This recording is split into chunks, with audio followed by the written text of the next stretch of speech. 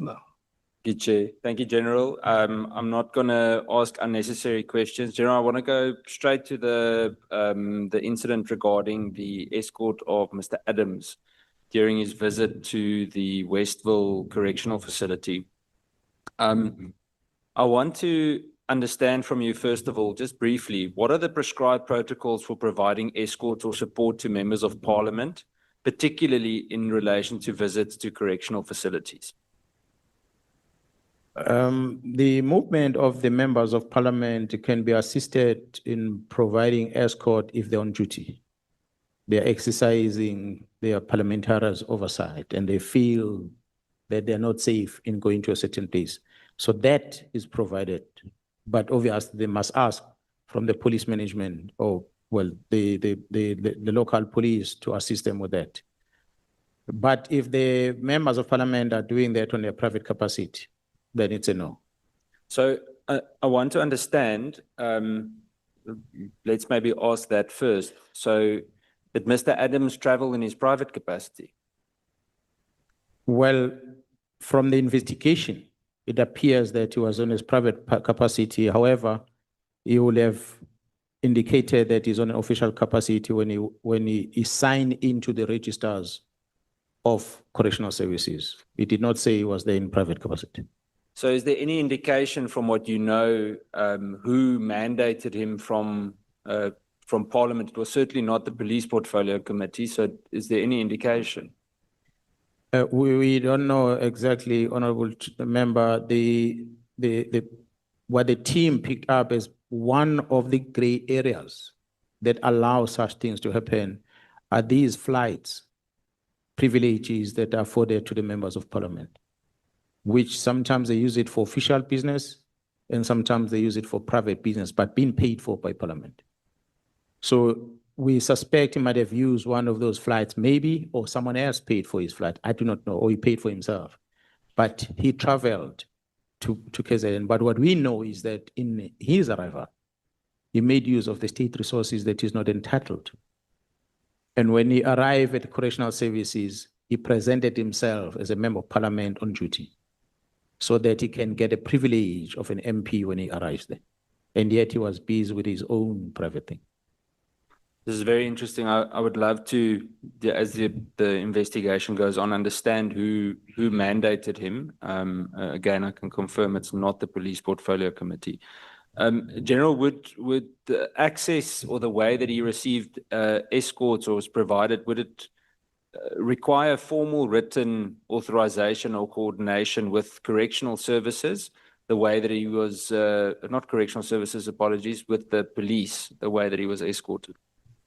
Yeah, no, definitely it needs authorization, a request that must be formally submitted and be authorized. The SAPS members were used. The Metro Police officers were used in this operation or that visit that he made. And earlier, Honourable Member read out a statement or a case that has been registered by one of the police officers that was involved. The one that I said is a cousin, if I'm not mistaken, of Mr. Robert Mabright. The movement from the word go of Cape Town until he lands into correctional services, surely it was organized. He had communicated with someone to facilitate those movements. Obviously, did not declare that, we like to believe. Now that we know, the head of Metro Police did not know about that. Hence, when I asked about it, he checked out with the team, and the team confirmed they were requested. The member that requested were junior members that got involved in facilitating that movement. None of the seniors were involved. He's an honorable member from the Portfolio Committee on Police. So he did not bother calling me. And I'd like to know, I believe he did not call me because part of the trip was against me in his own eyes. And he did not think of talking to any senior member, at least in KZN. There are many senior members, even if he doesn't talk to me. I don't think he engaged with any senior member. But he engaged with one that coincidentally is a relative of Robert McBride. So it brings the question about the role that Robert McBride has in the behavior of Mr. Adams. Yes, we know they're close to each other. We see them on photos. Maybe it's a rhetorical question, or one we may not need an answer, but do you really think it is coincidental? Would we not have any indication that Mr. McBride played a role in assisting to coordinate or help arrange such an escort? Oh, well, there's a big possibility for that. The member who coordinated this and the case that he subsequently now is going to open, that case is currently circulating at Patricia Marshall's group, the WhatsApp group. They are talking about that matter. So when you start having the Marshalles talking about these things that are happening, then it tells you that it's part of the syndicate that is operating. I was about to call it the Patricia de Haas group. General, if we move to General Khan, I'm trying to prioritize it because I'm scared the chair. Well, I see the chair's left already. Just in terms of General Khan, Minister Mkhunu told me just after he had become the minister, he said to me that General Khan was one of the first people to congratulate him on his appointment as the Minister of Police, even before it was announced. So he allegedly had a meeting with the president, and when he walked out, General Khan was waiting outside and he congratulated him already. We don't need to confirm whether that is the case or not. That is what Minister Mkhunu told me. What I would like to know is would this indicate that I mean, how far does General Khan's reach go? Because for him for an allegation to be made that he would know something like this, it obviously is very concerning. That is what Minister Mkhulu told you. Yeah. What Gerald Khumalo told me is that Gerald Khan and the suspended Inspector General of Intelligence had gone to see the acting Minister of Police before he was even appointed as a minister, and gave him documents that talks about crime intelligence and so forth against Khumalo and the team. So this is an indication of the influence and the access that Gerald Khan has in politicians. So he bragged about it when he told me. To what extent, I did not know.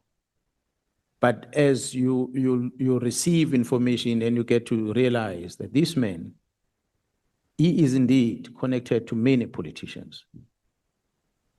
I said the lead of EFF, for the first time for me to sit with him, is because it's Khan that took me to go and meet with him. Well, obviously, he had his concerns about the rallies and everything they were going to have there, which he would have met me in anyway via Khan. But for whatever reason, Khan arranged that meeting so that we could meet and talk about the concern that they were having as a party. But that was an indication, according to what I observed, that the man is very close to politicians. So as we see these and we hear what is happening, it's obvious that he is connected. I mean, we see him attending political parties, and the claim is on duty, undercover. I know at some stage you mentioned the leader of the EFF, but I know at one stage there were allegations that General Khan approved some sort of security privilege to the leader of the EFF. Do you know if there's any truth to that? I just have it as an allegation at that stage. It was quite some time ago. No, I don't know that.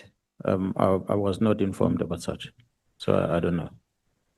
General, for just purpose of the record, the Honourable James touched on it earlier. Do you believe General Sabia acted as a conduit for protecting General Khan within the organization? Yeah, well, I don't have much of the evidence about the protection against Khan per se. I did get information from Gerald Khumalo that at one stage Sabia wanted Khan to be charged about cases. But the one that Khan was facing, I don't think Sabia had blocked it in any way. because it came from IP to the National Commission. I'd like to believe it will have passed SBIA until it landed in Kumalo. So that case was held. So I don't know about any other cases beyond that. If there's anything that's SBIA the role to play, but I don't know. Is there any indication, and this leads to the question about that specific political leader as well, but is there any indication that General Khan has a relationship with Adriano Mazzotti? Yeah, well, except being with him at that political party rally, which was physical that one could see. But other than that, I don't have any evidence to prove. Yes, there was a gentleman that is within Mazzotti, I don't know if it was his manager or something like that, who once called me complaining about the issues involving Khan and the ex-wife. The wife was the relationship issues, which I find strange. Why the man phones me about that? What must I do about it? So I discovered, and I approached Khan, I said, what's going on with this man? And he said, oh, well, it's an issue about that man's ex-wife, that he was having issues with Khan and is in that business of Mazzotti, that guy I'm told. Okay. But to what extent is involved there, I don't know. But I know he's got a relationship with them. So we touched on it earlier, the relationship between General Sabia and Mr. Ismail. What is that relation? Is there a relationship between General Khan and Mr. Ismail? Well, from the investigation that has been conducted, I've not been presented with anything specific that shows that relationship. However, Mr. Ismail is involved in investigation of kidnapping cases. General Khan is leading a team in the police that is involved in criminal cases within crime intelligence. So I like to believe they've been exchanging notes in between throughout the time when they were dealing with cases.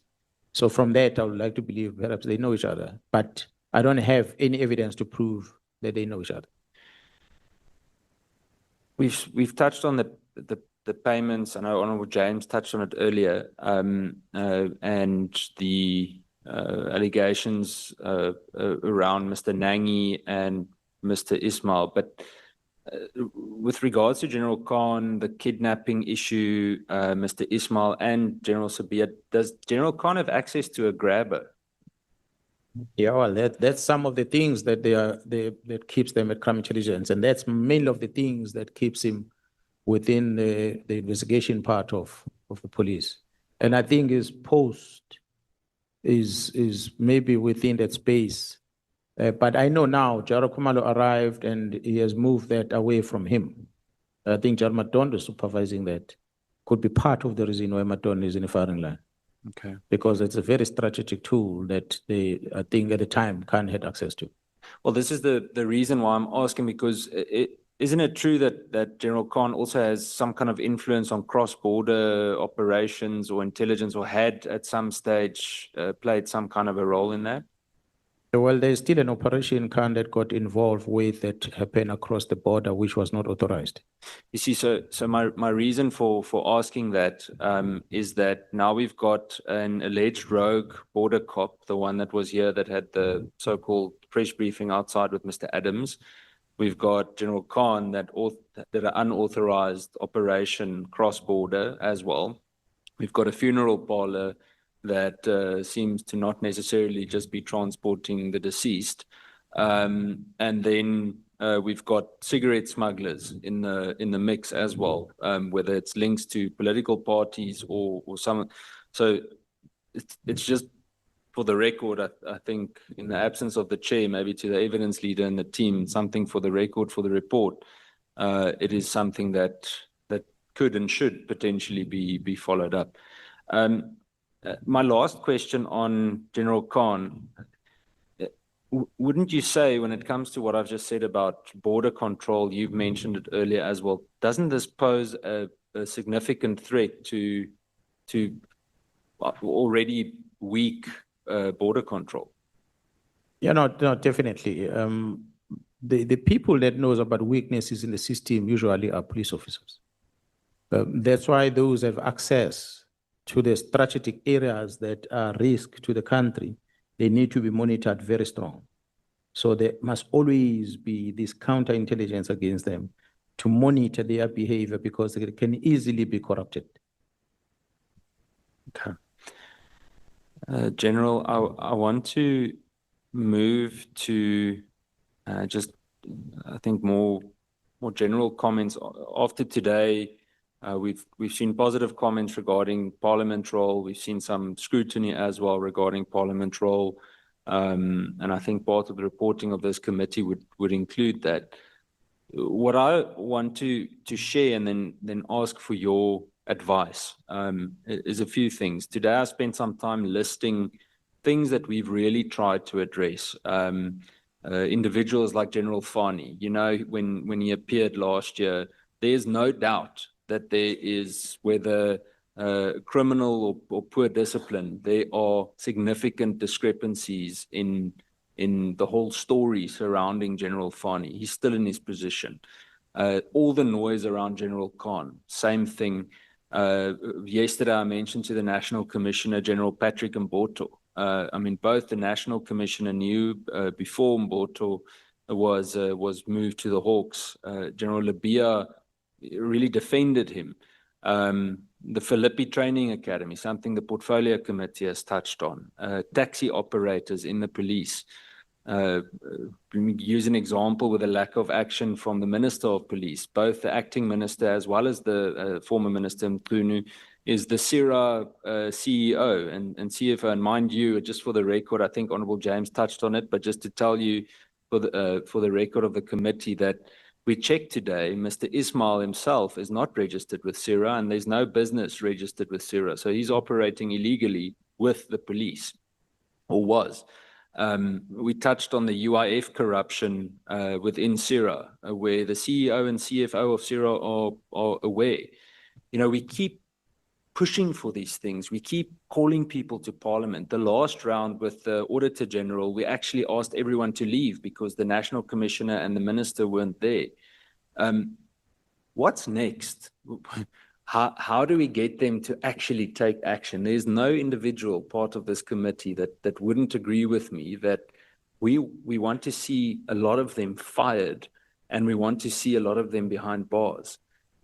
Maybe you can advise us, because I think my closing comment before you answer that, you know, in the last 2 weeks, we made quite a few people in this group in the Portfolio Committee and the Joint Standing Committee on Defence made really positive input on how the deployment of the SANDF could really have a positive impact if approached in the right way.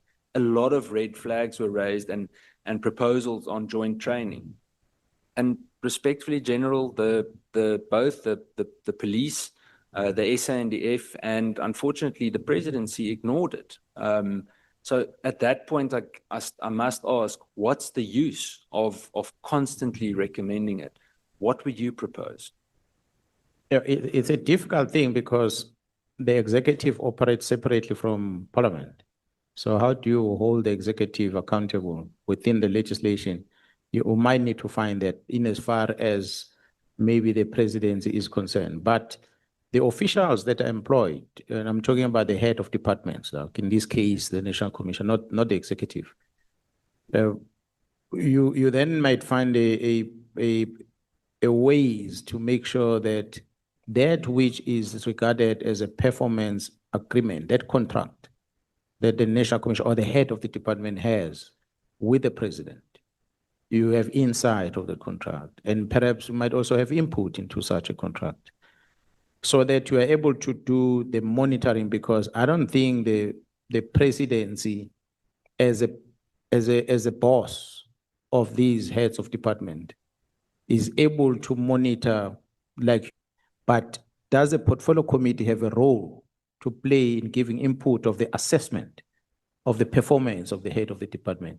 So that's a question mark. And I think if we can improve on that and try and place yourself in that space might assist, because that will then eventually lead into the a period where you could then make these recommendations in your assessment that is going to influence the performance assessment to the president who employs this person to say, this person might not be fit for a job anymore. And you make recommendation. Once we all as head of departments know the power of the portfolio committee that might terminate our contract, we will start respecting them. When you call us, we're going to come. When you ask us questions, we're going to be transparent in accounting. But if you are just calling us as you're doing now, and you scream and you scream and you scream and we go back, but we have no impact on our employment contract, it doesn't necessarily help much. So find a way as committees of parliament to hold the heads of these departments accountable for the work they do. Because when you do oversight, it is them that must execute. But on parallel to that, as committees, what is your role and authority that you have over the appointed cabinet member to that department? If we don't have, that's why I was saying that how do you, as cabinet, parliament, hold a cabinet member responsible, because they are part of the executive authority and they are a different arm of government with you. I don't know how you navigate that to hold them accountable, because you are almost seen as equals. We've seen ministers here who ignores the portfolio committee. We've seen it. We are citizens. We watch it. And that makes us realize it means the committees really don't have powers over them. But what about the head of departments? It might be the similar thing. The head of department that says, you can't do anything to me anyway. So they just ignore you. But there are citizens out there that brings you in parliament that they want service, and the service is not rendered. So you might want to reconfigure yourself how you then play this role. For us, I'll pray that I shouldn't be invited before yourself, your committee, and then be held to account on things because I might be found wanting. So if I'm found wanting and I'm not able to fix things, I might lose my job. So there must always be that fear amongst us, so that we are kept on our toes to do what we're supposed to do. But until that is done, things will always continue the way they are. Thank you, General. I think one comment that we made at the committee said previously, specifically regarding the private security regulator, was that we would actually not welcome the CEO and the CFO of CIRO again until we see some kind of action. That we need to force a deadlock, because there's just no action from the minister's office. General, I want to close. I've got one or two short questions. The first one is, the president has now indicated that he was not briefed, as Minister Mkhunu indicated before or consulted before the closing of or disbanding of the PKTT, or the instruction thereof. Do you think he should be removed immediately as the minister? When do we get to a point where we actually resolve it now? Because it's been months on end where we're paying two ministers to do the same job. Yeah, well, I'm an official. For me to start talking about decisions that the president must take might not be fair. However, having seen what we have seen, and having read and listened to what has been presented before these two structures, it's clear that Minister Mkhunu is no longer fit to run this department of police. Okay. I don't know about other departments. Fair enough. Fair enough. General, I'm going to close there, even though the chair is not here. I don't want to labor unnecessary questions. So Honorable Mola might need to. Yeah. Thank you, General. Thank you. Thank you so much, sir.